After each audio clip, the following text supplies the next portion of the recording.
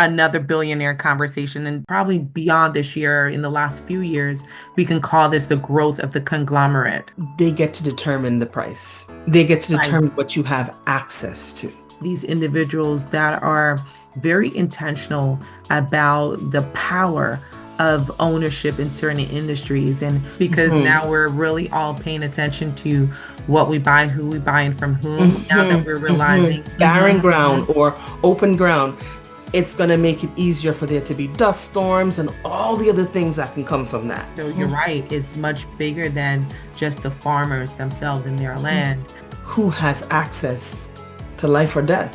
Because we have Right. to. Another conversation that we have not really been tuning into is the foreign investment. Foreign investments. And if we're being honest, the people who are maintaining these farmlands are not modern people. Now we have to pay attention to people's belief systems because they're using their belief systems as a form of manipulation and control. Maybe a little bit of a monopoly. Yes. But nonetheless, The consolidation of power. So the question is, are you comfortable with a Bill Gates owning farmland? Something as simple as the literal ground that is underneath my feet right now, 10 years ago was a farm. 20 years ago was a farm. We set out today to answer questions that the public has been literally dying to know. Who owns the farmland that produces the food we eat? And can we trust them? Why are farmers outraged? Are Black farmers saying the day of payback has arrived? Why is there less farmland now than prior? How will we sustain farmland when a massive amount of farmers are retiring? Which foreign countries are major players? Why do farmers have such a high unaliving rate? We uncover the secret life of farming and what this means for your future food supply. Friendly reminder, hit like, comment, and share. And if you really like this type of content, don't forget to click the thanks icon. Once again, we thank you for joining us, and don't forget to do what? Click subscribe.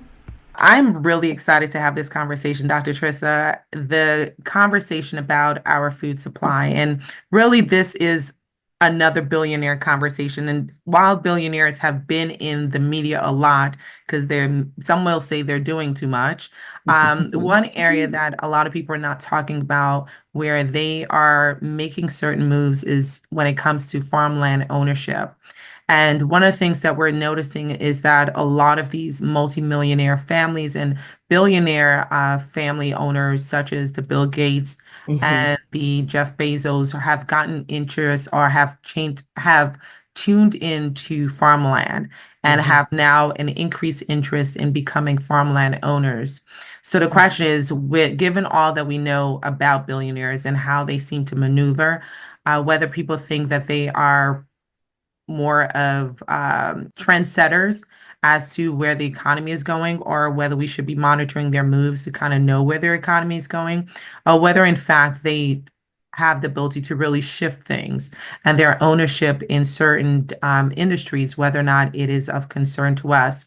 So the question is, are you comfortable with a Bill Gates owning farmland and a major portion of farmland? Are you comfortable with a Jeff Bezos owning a large percentage of farmland? Will certain owners like a Ted Turner surprise you that have gotten interest in ownership of farmland? And what does this mean for the public? Should we be concerned about this growth or ownership of farmlands by billionaires at this time, given all that we're seeing going on in the current economy? So, Dr. Trissa, I really wanted to talk about this topic.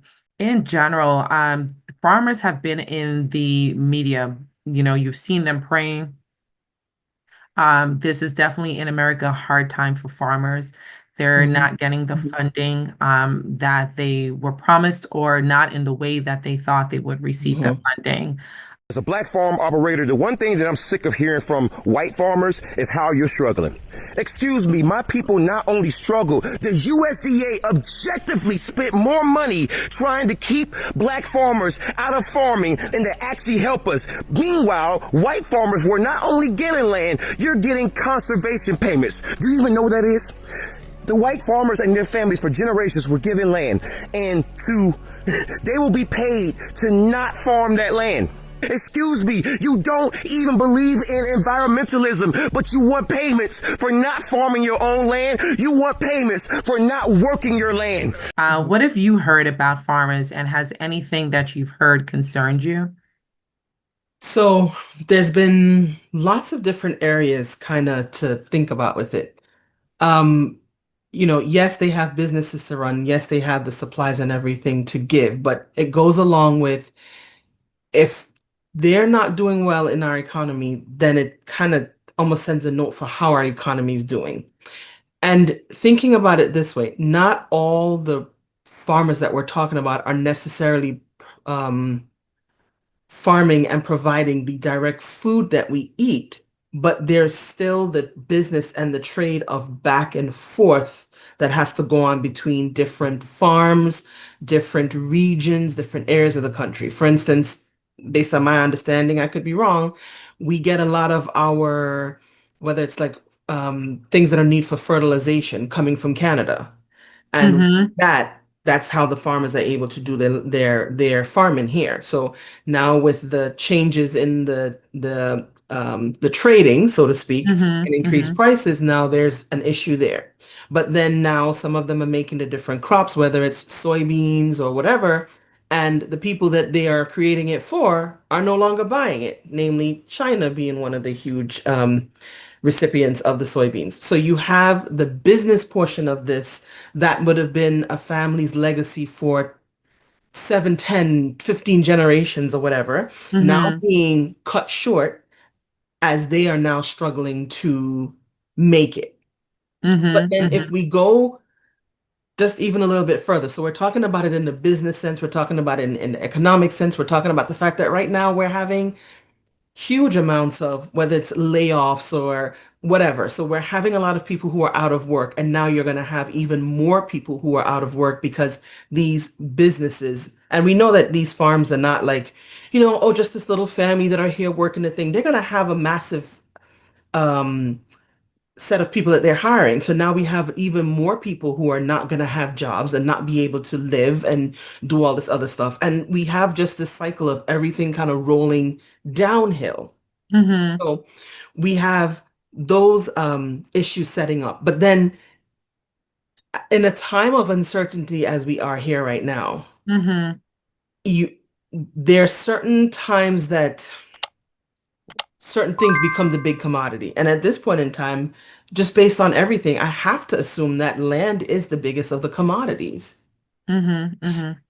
If you don't have the land, you can't provide food. You can't provide, like, we need the land to live off of. We need the Mm-hmm. land that has the water resources. Mm-hmm. That's a whole nother conversation. That's a whole, yeah, and I mean, it technically is also part of this conversation because a lot of the motivation to buy certain land in certain states is Right. because they have these great Water rights. reservoir. Yeah. Right. So, but that comes into a whole different thing because we know that that's been an issue that's been happening. And it kind of comes down to, are we buying, because there's a difference between just regular land ownership and then farmland ownership. So we Mm-hmm. have Mm-hmm. that battle of the two going on. So Mm-hmm. that one we're going to leave and we're just going to stick to just the farmlands. The fact that we're Mm-hmm. now having these farmlands that are not being able to be managed by the families anymore, they're probably be having to go into bankruptcy because they cannot afford to sell the product, they cannot afford to buy the fertilizer, Mm-hmm. get to the product, and all these other things. We have the unemployment that comes out of that, but then we also have less of that produce that's coming through, right? Right. Right. If this ground is left arid, if this ground is left on like untreated, unused, there's even a geological issue that can happen with some of that, right? Like Mm-hmm. barren Mm-hmm. ground Mm-hmm. or open ground, it's going to make it easier for there to be dust storms and all the other things that can come from that. Right. But if we Right. come back to just it being farmland and the production of the products, whether it's a dairy farm, a corn farm, a wheat Mm-hmm. farm, whatever the case may be, we're now going to have less of the supplies. Mm-hmm. The Mm-hmm. basic things that we need to eat, we're no longer having the access to. And Mm-hmm. it's not just happening here in the United States, it's happening worldwide. Right. You're Right. having one or two people that are owning these things. They now have control of your entire food chain. Right. Yeah, the growth of the extreme wealth has definitely shifted our social lives, our economic lives, and the ability of ownership. So we are Hmm. seeing the growth, and I would really call this, I said at the beginning of the year, I call this year the conscious consumer. I didn't realize how prophetic that was because Hmm. now we're really all paying attention to what we buy, who we buy, and from whom. Now that Hmm. we're Hmm. realizing the power of the wealth of certain Hmm. individuals. And I didn't realize why that it was going to be so relevant for what was going to unfold for this year. But I Hmm. think also this year we can call this the growth, and probably beyond this year, in the last few years, we can call this the growth of the conglomerate, right? So Yes. we are seeing Yes. in different industries sort of the squeezing out of the smaller owners, the small business owners, the squeezing out of the middleman, Yes. and the growth of these humongous corporation that, some would say may be in violation, maybe a little bit of a monopoly, Yes. but It's a nonetheless, we're seeing. consolidation of power. Exactly, exactly. We're seeing it in very critical aspects of our lives, right? So we're seeing the growth Right. of these conglomerates in the media, which means the control of the information that we receive.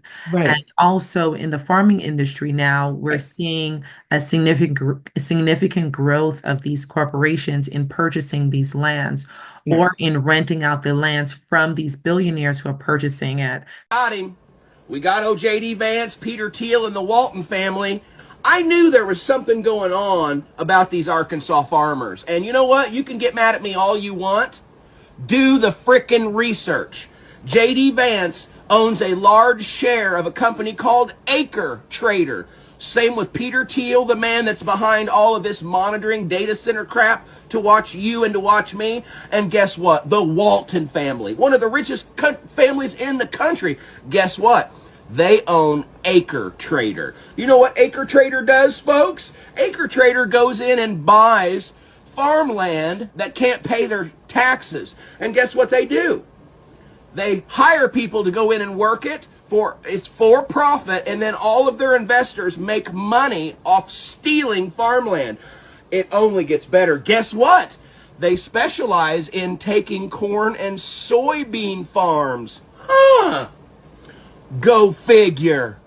As the United States looks more and more like an oligarchy every day, let's take a look at the family tree of the Waltons, who are not just the wealthiest family in the United States, but the entire world.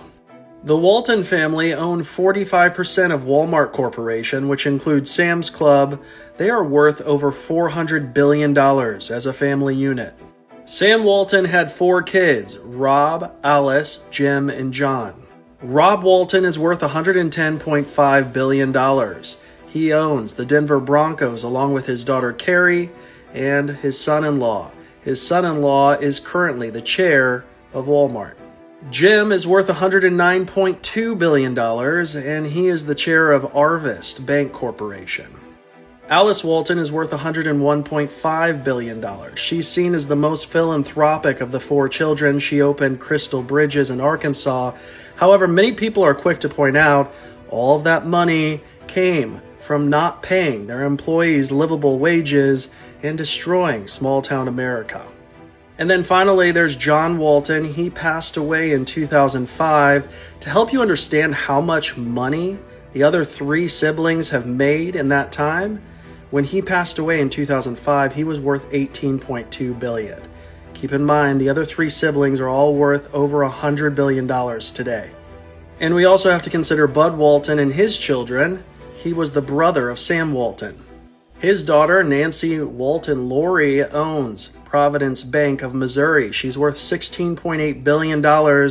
She is married to Bill Lori, who once owned the St. Louis Blues.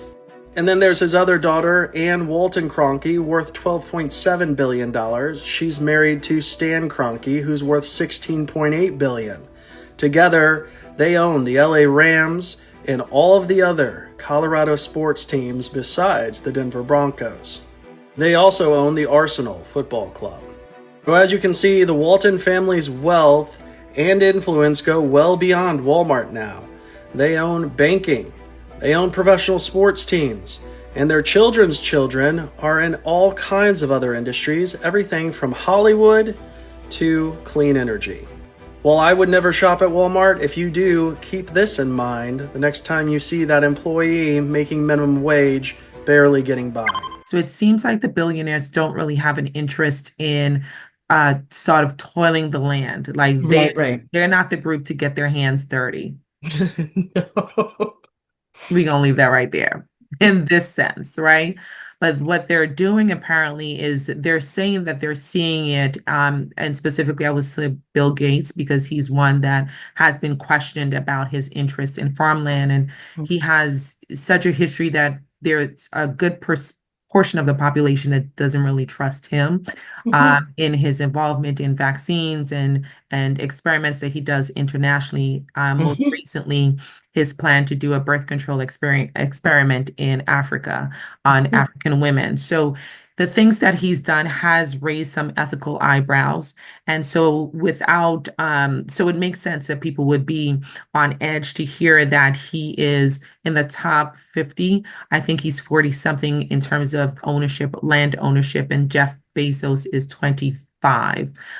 So definitely some billionaires who have purchased the media aspect, right? So Jeff Bezos, we know also beyond Amazon, he's owner of the Washington Post, and that has been in the news and had a turning point also during the election. So for these particular individuals, I think it's very alarming when we see them purchase land.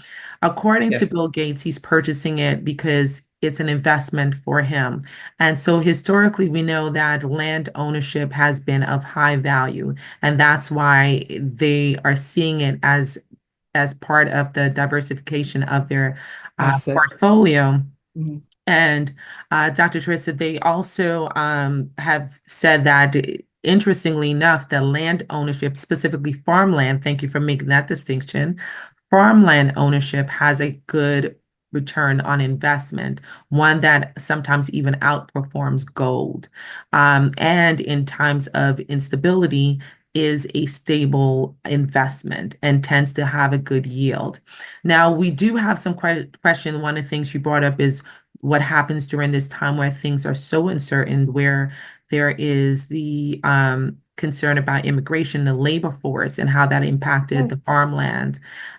So the farmland is there, but no one's really laboring and toiling the soil and has the knowledge to do so. Because I tell you, don't put me on no farmland.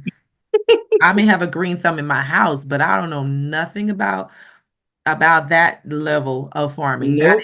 That is a very That was specific not my skill. calling. That Right. was not my calling. That is a specific skill that we ought to even appreciate more. But now we have landowners or farmland owners, especially the smaller farmland owners, that are saying that they're losing crops because there's no one there to pick Harvest. to harvest the plants, right? And we saw during the pandemic that there was a sudden surge of the value of land ownership because there was such a demand for the products, including in other countries, that the value of the land surged. And so people had a really good return on investment, but now we're seeing a decline in the value of the land ownership for a multitude of reasons, what you said and what I just mentioned in terms of labor force and just the impact of the current economic status on the farmers.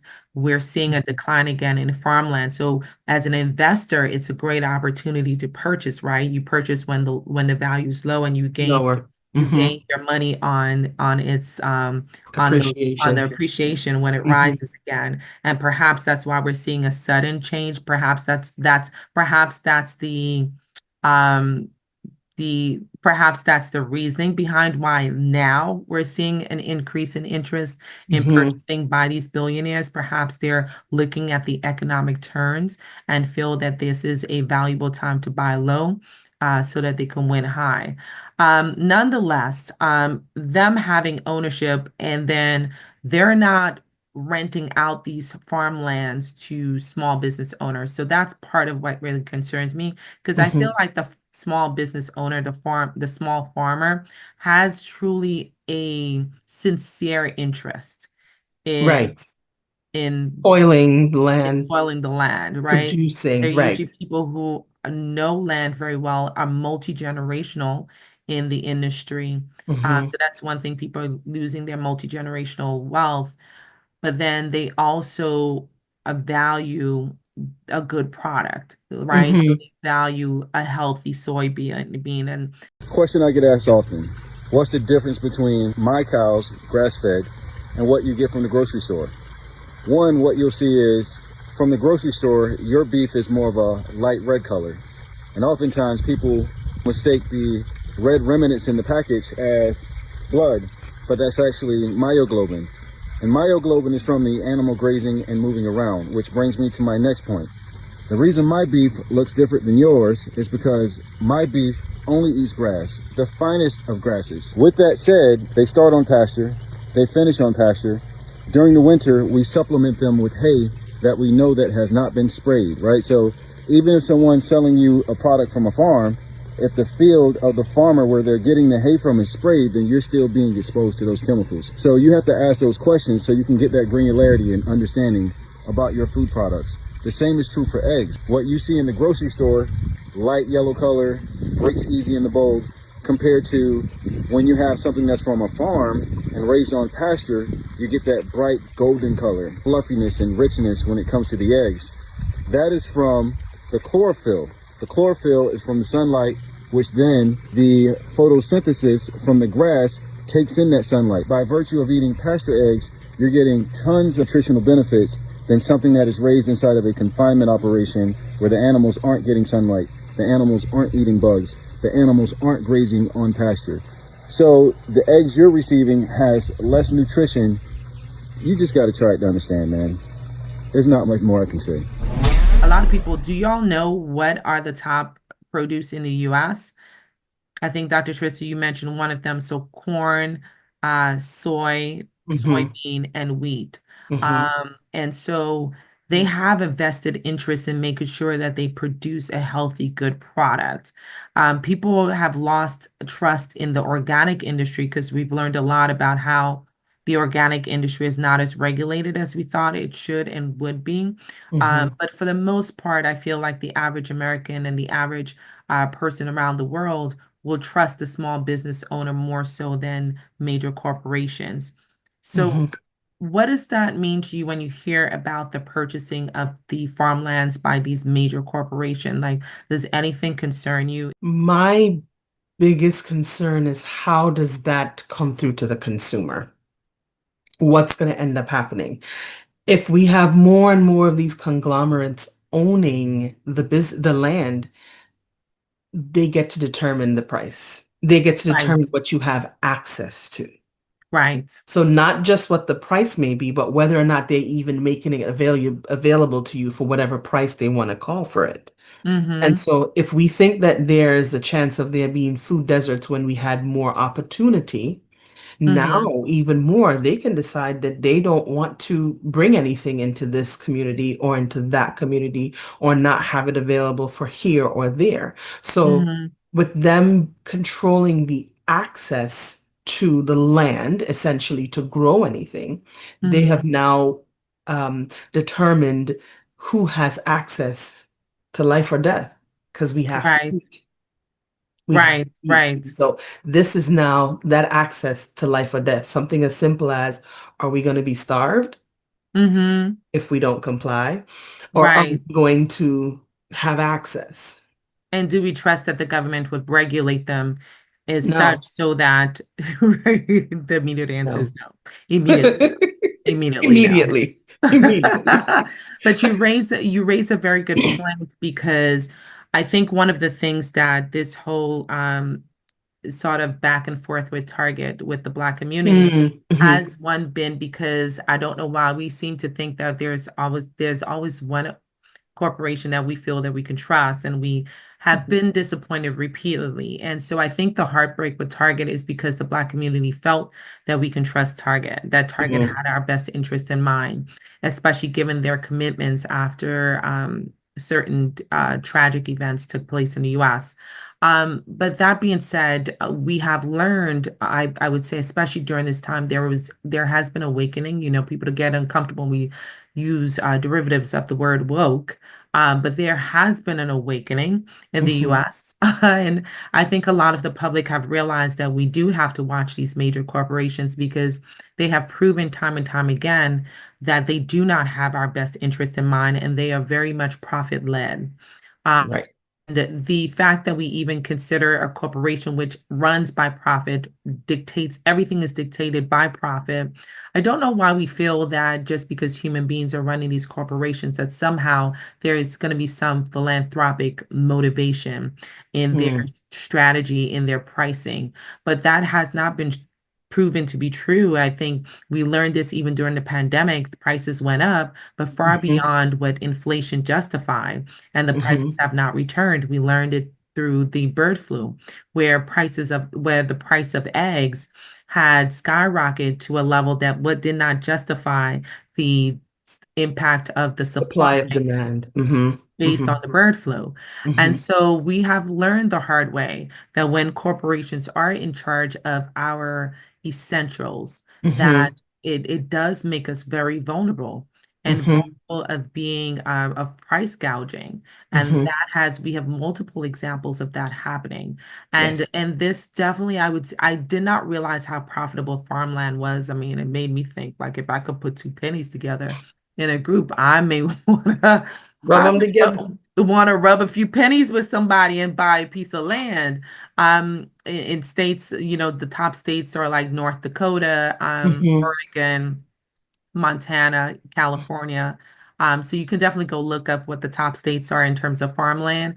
But Hmm. Mother Jones quoted that the value of the land between 1940 and 2015 increased by 6 times. So if you purchase farmland in the 1940s and you still own that land today, then you definitely have made an earning Wow. because the value has increased by 6 times during that time frame, and that's not even a whole century at all. Wow. So and there's been other quotes that have said other sources that said that the value has increased by 400 times the amount. Yes. Wow. You see what I'm saying about Wow. we've been sleeping on those farmers, sleeping on Yeah. farmland. And granted, the average farmer that really gets into farming doesn't really have the resources like these billionaires Right, do. right. And interestingly enough, Bill Gates has primarily leveraged his purchasing. He owns, I think, up to 200,000 acres. Okay. I Hmm. think over 250,000 acres. And he has leveraged it with debt. So he did not, and clearly he has enough money that he can done with cash. So it's really interesting that they are choosing to purchase these farmlands with debt and not purchase them with cash. And granted, there are probably tax incentives for that, agricultural land ownership versus other land ownership. There are the most states have incentives for people to purchase farmland. Mm. So perhaps there's a reasoning behind that financially why they've chosen to do that. But the average person don't have that level of resources. And overall, we are seeing a decline in farmland in the United States. So there, even outside of these conglomerates, smaller farm owners have not been Yes. able to sustain their farmland. And Yes. so that is really concerning to me. Yes. And it should be concerning to us all. Um, yeah, it's increased by 400,000. I just wanted to double check that. The other Hmm. thing that we have to pay attention to, do you guys know who the top countries are in terms of ownership of land in the United States? And that's another conversation that we have not really been tuning into is the foreign investment, Foreign investments. Hmm. So right? Canada's number one. Mm-hmm. I Canada's was, number I one guess I was surprised to, because you about don't that. hear about that as much. I was Hmm. surprised to learn that Canada was number one, Hmm. but it And makes China sense. is not as high as I thought it would have been. That I thought so too. I thought so too. I think it's because we just always kind of see China as somewhat of a threat. But I thought that, and I guess any ownership of China on farmland is always going to be concerning. But yeah, yeah, Dr. Trista, what did you think? What did you think when you saw who owned and how much they owned? what I'm trying to figure out, and I guess I have to kind of do a bit of a deeper dive, is what are they owning? What Hmm. exactly are they owning? I think it talked about things like the Virgin Islands and some of the other places like that. But I'm Right. like, well, what are they owning? Are they owning, an estate? Are they owning like farmlands? Are they owning forest lands? Hmm. Lands with good water rights? I mean, who knows? I don't, Right, right, right. And I didn't see that breakdown. That's a really, right. really good point. Because yes, they can own a piece of land. I mean, they can own a large piece of land. If you think about just individuals here who may not be multimillionaires, I Hmm. think about the area I live in central Pennsylvania, where there's a lot of families that's going to have lots of land. Oh, they have a couple acres here. They have this. They have, that. It can be something like that. But what kind of land do they have? And then I guess coming along with that is how much of that do we need to be concerned about? Hmm. Hmm. What are Yeah, their interests regarding us? right. Um, Being Caribbean girlies, we think about anytime we hear any of these other countries coming in to own our land, we looking at them like, you trying to take over? Because they're also Right. going for the best pieces of land. So what Right. are we having here? What are we offering? Who owns the Jersey Shore? Hmm. Is it the Hmm. US and New Jersey, or is it some foreigner who's just sitting in the back like, ha ha ha, well, thank you for all the monies you're making? Like, Hmm. where are they owning this land? And that was something that, yeah, it wasn't shown in any of the articles I looked at, but Yeah, that yeah, would no, be an interesting thought. that's a wonderful point. And the larger landowner, you're absolutely correct. I was surprised to see that Canada owns Hmm. so much of the US land, which is something we should pay attention to when we try to ruffle Canada's feathers. We may not want to ruffle their feathers too much. But also the Netherlands own a good percentage of land. Italy owns Hmm. a good percentage as well. The UK, Germany, Denmark, France, Switzerland, Portugal, Luxembourg, and Ireland. Together, that particular group of countries own about 62% of US agricultural land that's owned by foreign investors. And smaller owners include China, Spain, Belgium, the British Virgin Islands, Japan, Cayman Islands, which was interesting to see the islands owning farmland. Right. Really smart. Mexico, Singapore, Sweden. I think the concern is I definitely we can you can argue that China's interest may be the fact that they have such a large population and they have not been able to successfully support the needs, agricultural need of their population internally, nationally. And so they Hmm. have a large interest in not just the US, but also looking at African countries as well Hmm. to be able to fill in that gap. So that may be partially the incentive behind or the intentions behind China, countries like China that we just don't seem to trust very well nationally, owning land. But I agree with you. I think having a significant portion of land ownership does make you vulnerable because especially if the country is focused on a certain industry. So, for example, if we know that Canada has a great supply of timber, right? And a Hmm. lot of our timber comes from Canada. But what if Hmm. Canada then invest in whatever timberland that we have in the United States? Canada, we know, has a good supply of lumber and really good quality lumber because of Right. their natural habitat.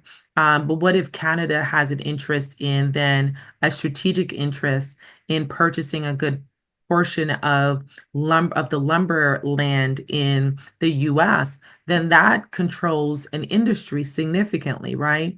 And Hmm. what is lumber used for? The housing market. So if you Hmm. have a dominant force in that particular land ownership, then that country can basically dictate how the Hmm. American real estate market is going to be affected and how the Hmm. housing market is going to be affected. So there are a number of reasons why we should be paying attention to this and also paying attention to the quiet major landowners, the landowners that include like the top landowner. If I said to most people, do you know about the Emerson family? Hmm. Most people like myself will say, who Right. are the Emersons?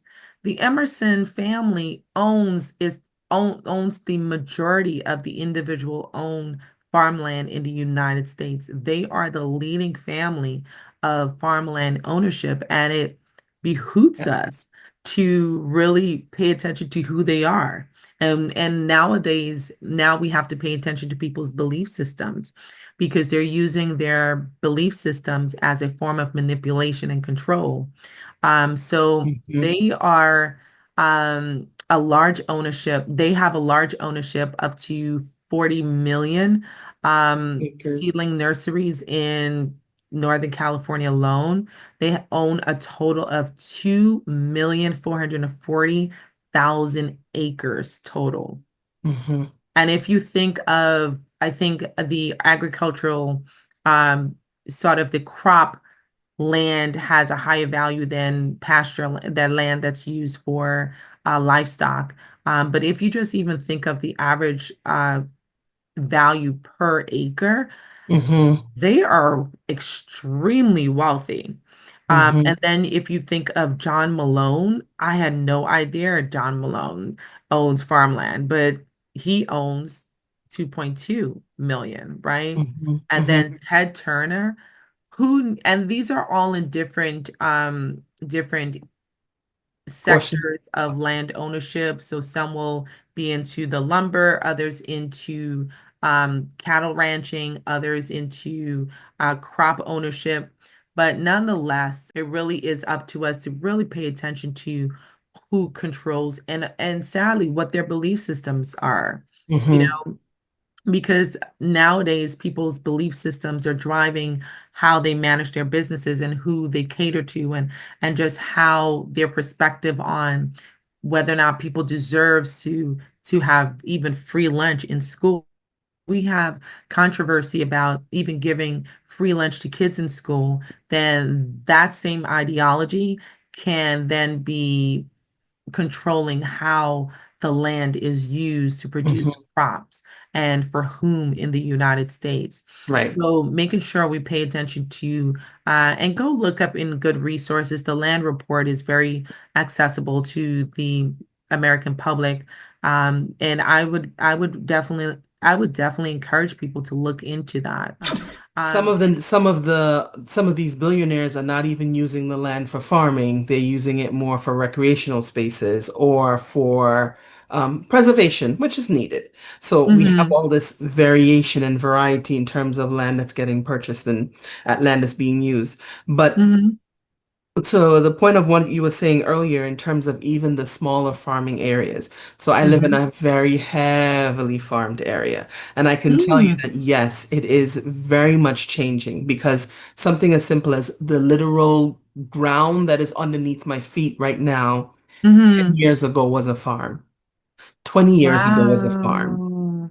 And so we are, as I speak Wow. to the generations, I speak to the people who have been in this area for longer, Mhm, they mhm. can literally point out the different developments that were once farmland. And the Wow. question is always like, well, what happened? And I think in particular, where I am, Mhm, um, I think it belonged to one woman. She had this big swath, and she might have been the last of the family that's left. But mhm, now having no one to pass it on to, it was like, well, what am I going to do with it? She could no longer mhm, actually do the farming. And so mhm, she sold it, and a developer bought it and built a bunch of houses. And so we're mm, having this, we need land for homes to put the people, but yet we don't mhm, have land to farm to feed the people.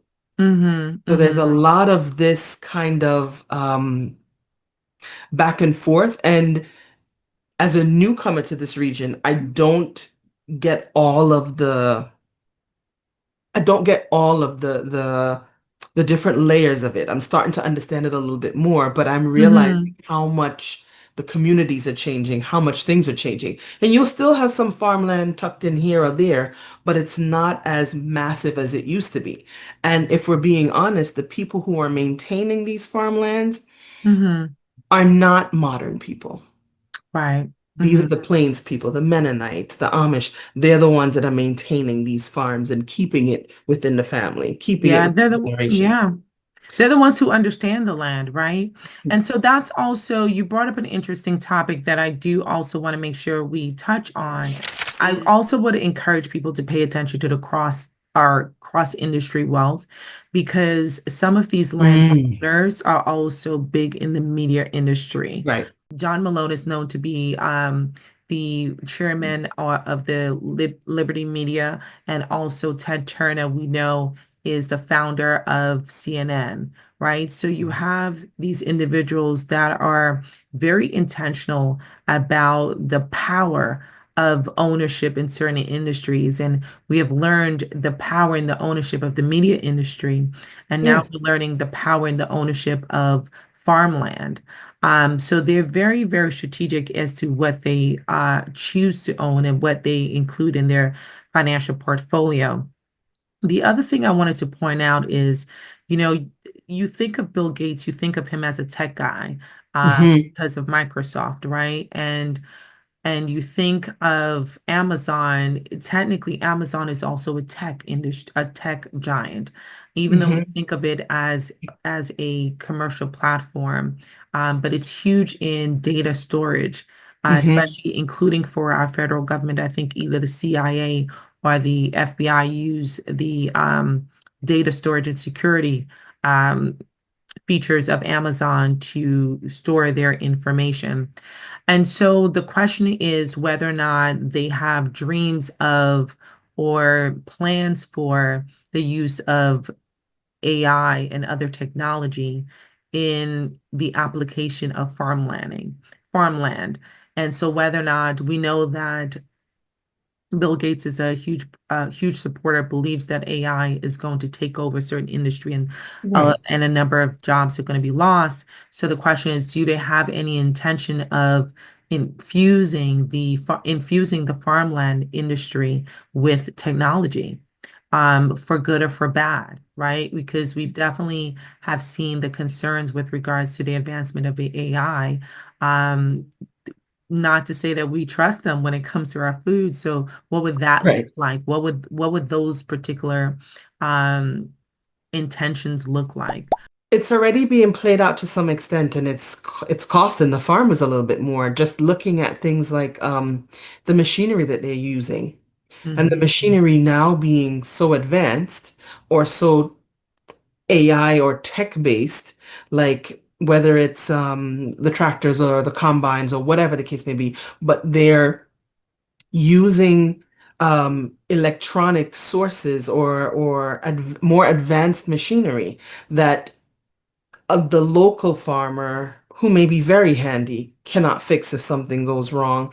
The local mechanic can't fix unless it goes wrong. You have to bring it back to the original manufacturer Right. to be able Kind of to like what adjust. people experience with Tesla, right? You can't just go any and anywhere for your Tesla. Right. So there's Yeah. even some of that control happening in through there. It's like they're getting squeezed on so many ends. It's like my equipment isn't Right. working. I don't have the bodies to do it. I don't have the it's just becoming more and more. So that's one of the things that I think in terms of even using AI, using the technology, they're already Hmm. starting to implement it piece by piece. It's going to be like, oh yeah, this can harvest at 10 times the the amount of whatever you have before that you're using. Oh, but if it Hmm. breaks down, you have to come back and pay me how much ever money to be able to manage and fix it. And so if it's not fixed, then Yeah. Yeah. I they're mean, already kind of infusing it. yeah, and you're right to point out the fact that this affects multiple layers, multiple parts of the chain that lead to our food chain that we received, right? Mhm. The supplier of the tractors and things like that, the person that is able to address and troubleshoot when there is an issue on the farmland. So you're Mhm. right, it's much bigger than just the farmers themselves in their Mhm. land. It definitely spreads through multiple industries. I think what we're seeing most of all is the loss of the ability of the individual to gain wealth and the loss of multi-generational wealth. And I think that's probably one of my biggest concern with looking at some of these trends is the fact that you have families that have owned farmlands for just Mhm. generations, and Mhm. that's all they know. And they are losing their land. They're losing that ownership. They're losing that wealth. and it has effect. I think, when it affects the Caucasian race is really when the resistance gets louder. And we've noticed that recently, but Black farmers have been complaining for a very long time about discriminatory practices when it comes to funding. So none of this is new to them. They've been through this struggle the entire time that they've been farmers. But I think it's gaining more momentum now that Caucasian farmers and their families are losing their farms. The reason why we spend so much money on freaking farmers and subsidies is because of white farmers. Because black farmers don't even ask the freaking USDA for anything because we know better. You want to know why? For generations, the USDA has done nothing but help white farmers get them land, get them conservation payments, help them with animals, help them get freaking education, mechanize their freaking farm equipment. You do all that shit. And now you want to come to me saying, pull yourself up by the bootstraps. I've been doing that, and that's why I'm not struggling like you are. That's why. You want to know why? Because when you give a man a freaking fish, he will eat for a day. But if you teach him how to fish, he will eat for a damn lifetime. And guess what the U.S. government has been doing with freaking white farmers? You've been giving out a whole lot of fish. You gave out the whole ocean's worth of damn fish. So this is definitely a topic we should continue to pay attention to. We should be wise about the things that are essential to us and essential to our health. Our food is essential to our health. Water is essential to our health. So air is essential to our health. And these big corporations have, and I'm going to be doing a topic soon on the environmental concerns that are happening now with data centers. But we should be paying attention to those basic essentials, food, air, water, and who controls that and how they are valuing the quality that's being produced. So tap into us when I have that discussion. It's coming soon. I promise you guys. I'm still doing my research. But it's definitely a conversation that I've been waiting to have for a while. Because there are things that are happening in these pockets around America, and no one's really talking about it. So if you join on with us for the very first time, we thank you for joining on. Make sure you hit that like button and the subscribe button because it does actually matter. And we definitely want to produce more of this information, bring more accurate information before you. So if you really enjoy and value the information we've shared, there's a new icon on our account that says thanks. So if you just want to say thanks to us, hit that icon and support us so we can do more of what you're seeing today. Dr. Trissa, thank you so much for having this very important conversation. If they wanted to find out more about you and the area that you're living and the farmland and all that, that's really interesting history. That's done me. Can you share how they can follow you? I can be found on Instagram at Trissa. Oh, good gracious me. I can be found on Instagram at trissajob.dpt. I gotta love it. It's been too long. That's what that says. This is the running joke that I just love to have because it's so funny every time it happens. I so don't ever give that out. That's so funny. That's so funny. I love it. I love it. And I am Dr. T, the hand behind the handle of Healthy Bump Club right here on YouTube and healthybump.club on Instagram. We thank you guys for joining us and let us know, what do you think about the fact that these big conglomerates and billionaires are owning the farmland that produces the food that you want to eat? Because do we trust them that they're going to prioritize our population? Perhaps it's more valuable to produce the food and send it overseas to other countries that are willing to pay a higher buck. I'm gonna leave that right there. All right. We need to be like Guyana and be self-sufficient. Listen. Right. The only country in the world. Learn and model and repeat. Okay. Go ahead, West Indies. Do your thing, Guyana. Exactly. So we hope that you join us and come back for the next episode. I told you I'll be talking about the environment and the air you're breathing. You may want to tune in and know exactly what you're breathing. And we hope to see y'all when the next episode.